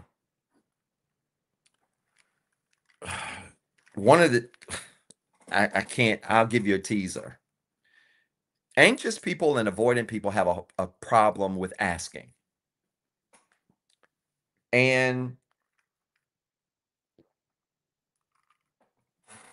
when I say that they have a problem with asking, what I'm saying is, this is just an example of many ways. I'm going to give you 1, 2, 3, 4, like 5 or 6 ways to fix this. It's easily a live by itself. I could probably do a live out of each of these ways. That's how much content I've got here. But what's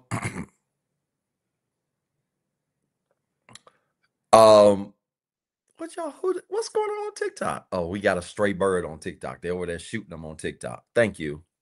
I don't know. I didn't even see it.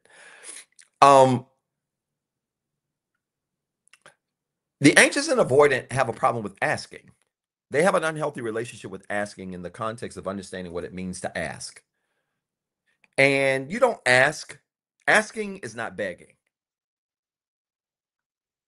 And neither is asking running in the sense of being passive aggressive to think that if you run, you're going to get what you want.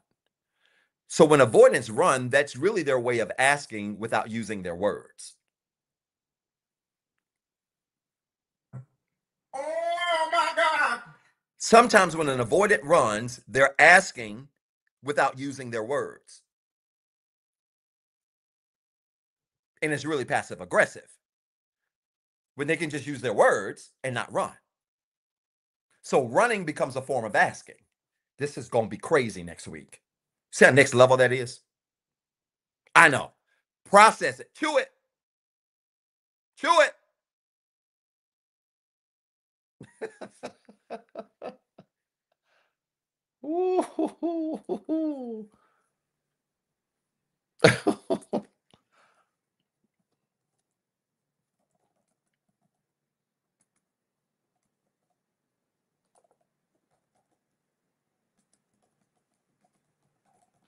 So I'll get into that next week. That's just one of 4 or 5 ways. And I'm going to give you another hint on this. You're going to need a spiritual compass to understand the power, the principle of asking. If you don't have a spiritual compass, you're not going to understand asking, because you know what? Asking is a spiritual principle, and I'm going to prove it next week.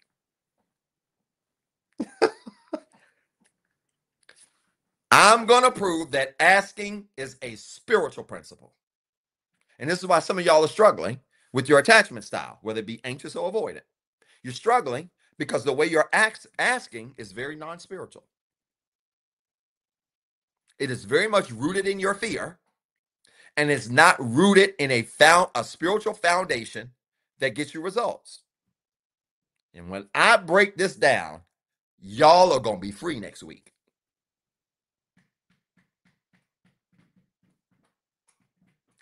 Let me give you some common things that people use, though, for fulfillment real quick. And then I'm going to wrap this up. I got 11:01. I got a plane flight to catch. Here's some common things people use to create fulfillment. You ready? Let's see if any of these hit y'all. Travel. Some people buying plane tickets every other week to run away from stuff. There's nothing wrong with traveling. Doc loves to travel. But traveling should not be used as a means of avoiding things, not confronting things, not facing things, trying to get away from things. A whole lot of y'all catching flights and making it like you just enjoying the world when you're really running from pain at home. Oh my God. You're running from pain in your family. Oh my God. You're running from pain on your job, can't stand your job. Oh my God. And that airline ticket is nothing more than a deflector that's keeping you from really experiencing true fulfillment. Let me give you more. Working long hours. Now, hear me out with this one. As somebody that works 80 to 90 hours a week, I do it not because I necessarily want to. I do it because I have to. I'm running a business, a very growing business. I have to work. But understand this. Some people work long hours as a means of trying to create internal fulfillment to get their mind off of family problems. I know married couples. I know married people who will work extra hours to avoid coming home. Oh my God. You know why? Because they find a different sense of fulfillment staying at work than having to face the problems that they're dealing with in their house. So they take extra assignments. They take extra shifts. They sign up for conferences that's out the country that they're going to be gone for 2 weeks.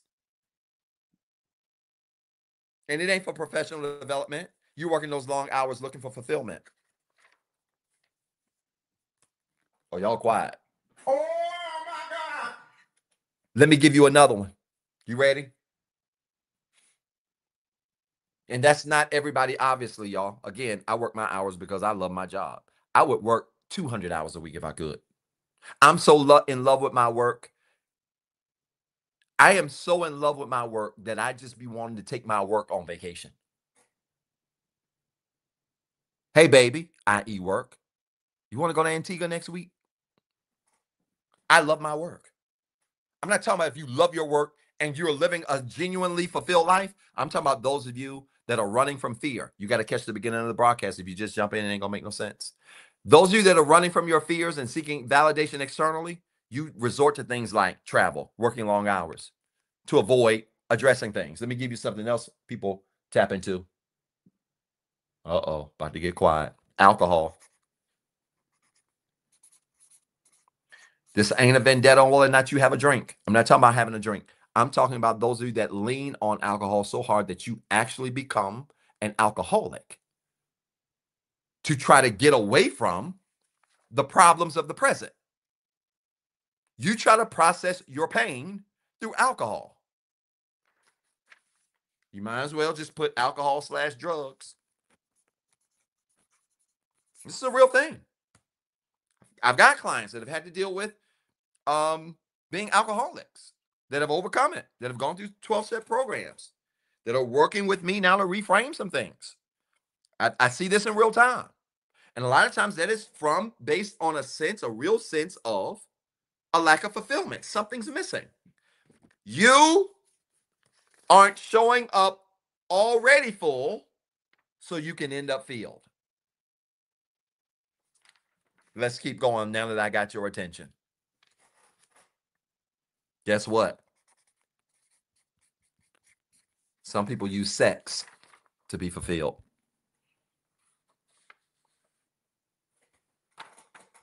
Oh, y'all should be supporting the show like crazy now. Because some of y'all still think that the best way to get over that avoidant that hurt you is to go get under a new one. It ain't going to work. Or to go get on top of a new one. It ain't going to work.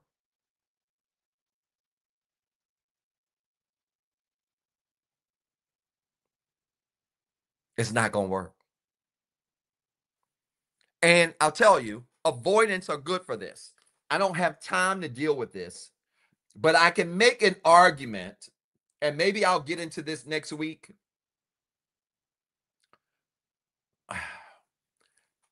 But I could make an argument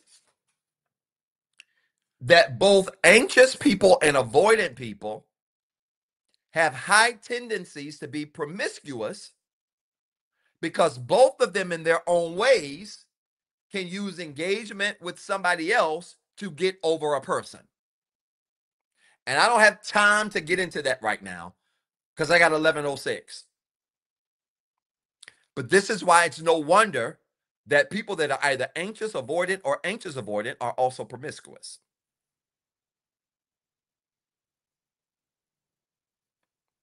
I know that because it's coming.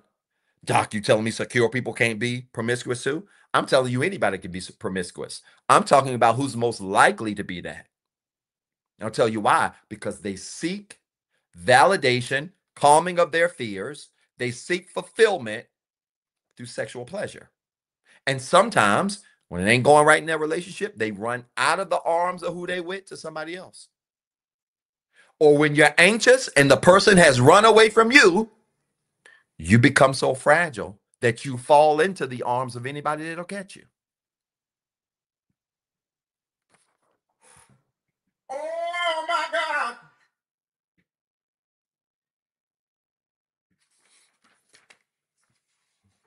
Let me give you another one, and I'll end it with this one.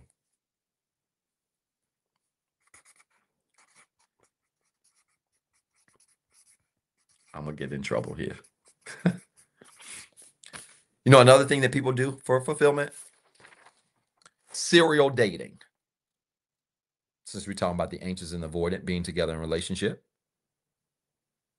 Serial dating. This is for all of you people that like to play the odds game. That you think that, hey, you can make your attachment style feel better by just getting some experience. This is for the date 'em all people.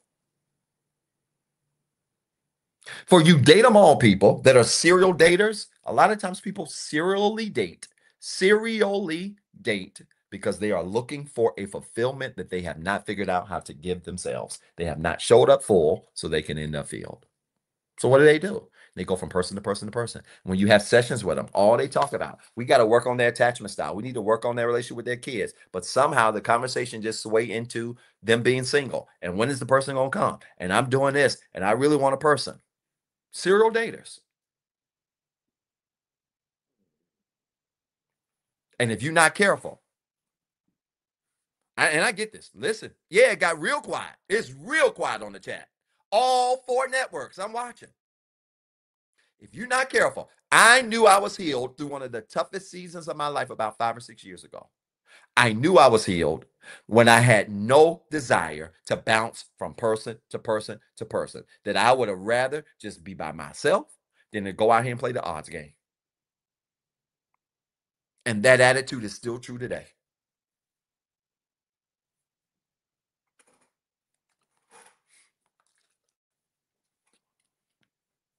Which is why dating apps are trash. Oh my God. Dating apps are trash. I don't care if your aunt found your uncle on them. I don't care if your best friend found her boo on them. I don't care. They're trash. I said what I said. I meant it.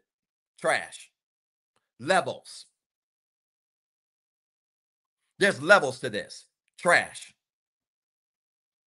Because most of the time it's filled with people who have not found a place of internal validation and internal fulfillment to the point where they just rather go out here and play the odds game.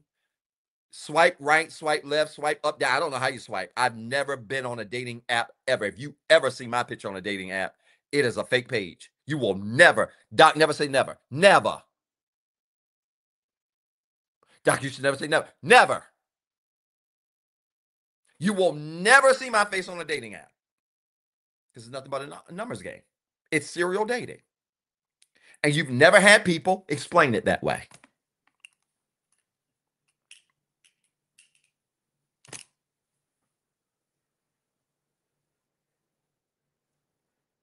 It is serial dating.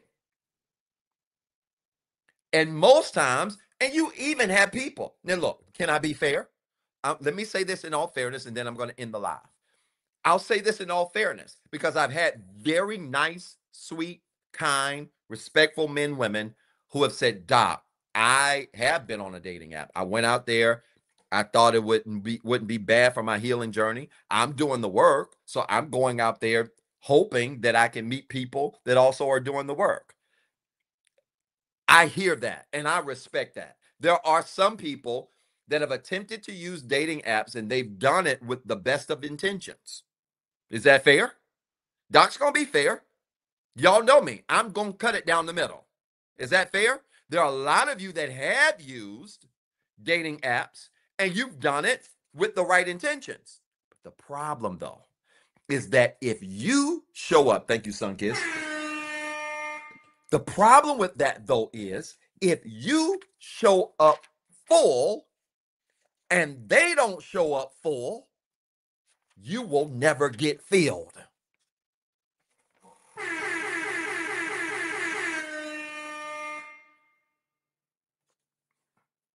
That's the problem that I have with dating apps. Even if you've got the best intentions, Doc, I'm healed. I've ordered the 5 areas of healing. I've healed mentally, emotionally, spiritually, physically, financially. I journal. I meditate. I do all of these things. I'm on a structure. I do all this stuff. I've healed. Even if you've done all of that, you're still playing the serial dating numbers game because it's a good chance that the majority of the people on these dating apps have not done the same. And if you don't believe me, ask some of the people in these comments who went out there with good intentions and found out it was a whole bunch of snakes in the water.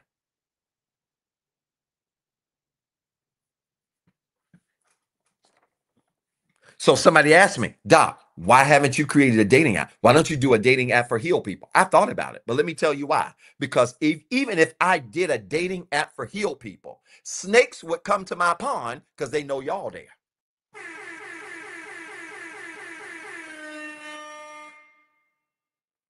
Yeah, snakes would come to my pond because they know y'all there. And guess what, y'all? Even if I did a dating app from a heal perspective, you're going to still get the same result.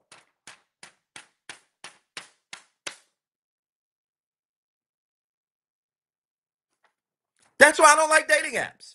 And I never will. Doc, never say never. Never.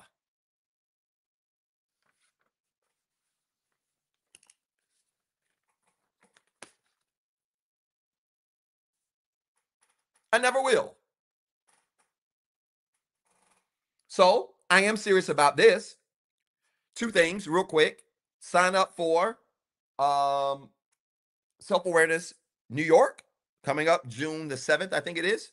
Self Awareness New York, New York. Sign up for that if you haven't already. Get your ticket. I need y'all to help us out. We got to get ticket sales going a little bit better in New York. The link's in my bio. Do that right away. Group work for kids is next week. I need you to sign up for that too. Group work for kids as well. I thought about a dating show. I wouldn't mind doing a dating show. That might be something I can control, but I'm going to do it publicly. So people can come on here playing if they want to. You're going to get embarrassed in these comments. But I thought about doing a meet and greet, a national meet and greet. And perhaps that's on the docket for 2026. And I don't like to talk too much about this because a lot of people don't like it, and a lot of people hate, and a lot of people steal. But I thought about an idea of having some type of event where you've got all these healed people, men and women, in a room, and you get to engage with one another. And it's risky because people can show up saying they healed, but they ain't done the work. Just like people can be on dating apps claiming they healed and they ain't done no work. So it's risky, yes, very risky. But if people have really done the work, you're gonna and I get y'all all in the room, not on an app, because you can't be catfished in person. Ain't no catfish in person. So that eliminates that. But if I get all of y'all in a room, everybody claim to be healed, and everybody in the room is available, then we see what we got. Then we'll see what we got. So I don't know. I just don't know. But y'all, this serial dating thing is a real thing. All right? Y'all, was this helpful? Let me make a note here. Where am I starting? Practical ways to fix it is where I'm starting.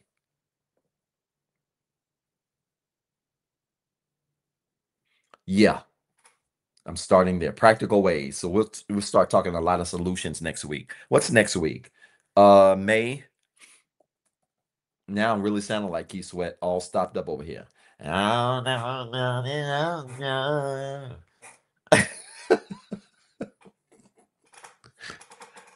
the 22nd. We'll start off with this. I want to give you some practical ways. We'll start with that next week. Listen,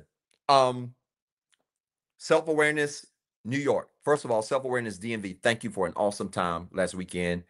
From the TV station all the way through, just an incredible team led by Lastancia. You guys were just outstanding. Really appreciate y'all.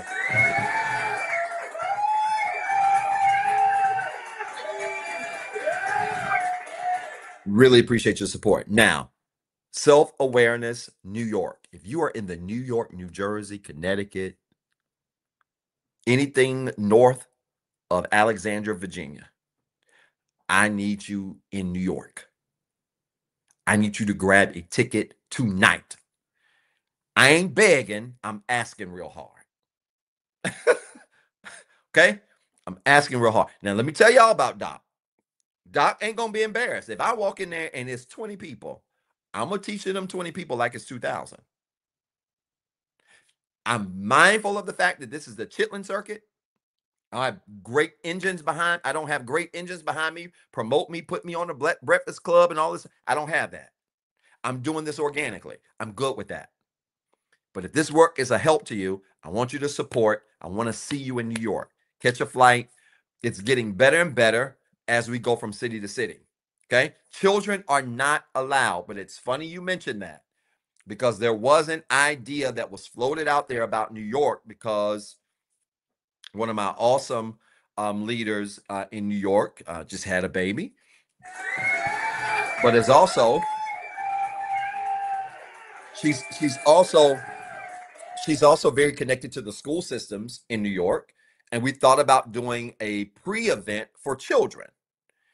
And I don't know if that's going to be pulled off. Not 100% sure. Right now, we're at 95% no, but there's still a small glimmer of it.